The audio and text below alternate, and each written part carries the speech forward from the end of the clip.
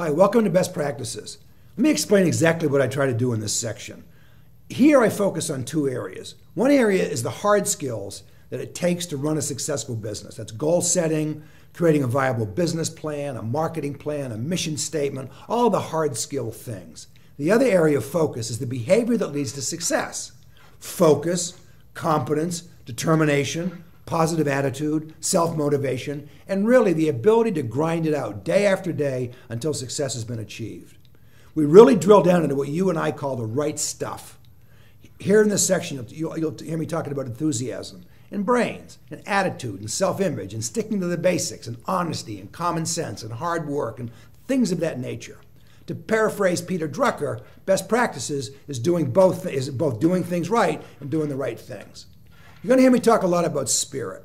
By now, you know talented people who are never going to be successful because they don't want to and will not pay the price of greatness. Sam Snead, the golfer, once remarked, "People always said I had a natural swing. They thought I wasn't a hard worker."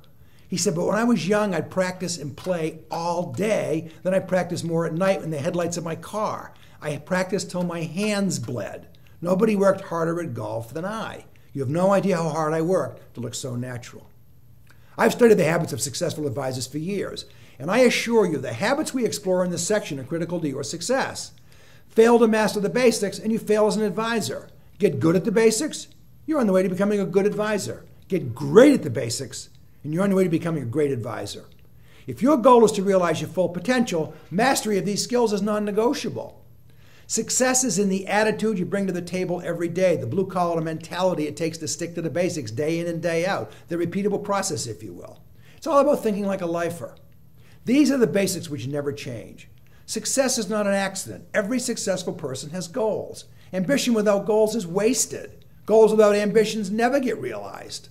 You've got to be smart enough to figure out where you want to go and how you're going to get there. And that's what happens here in this section. Here is where you create your repeatable process.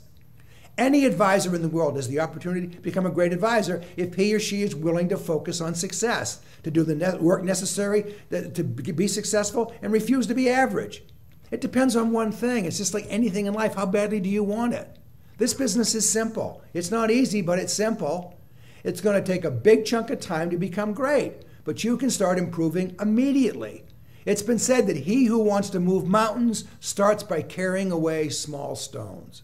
The small stones are the basics. Enjoy best practices.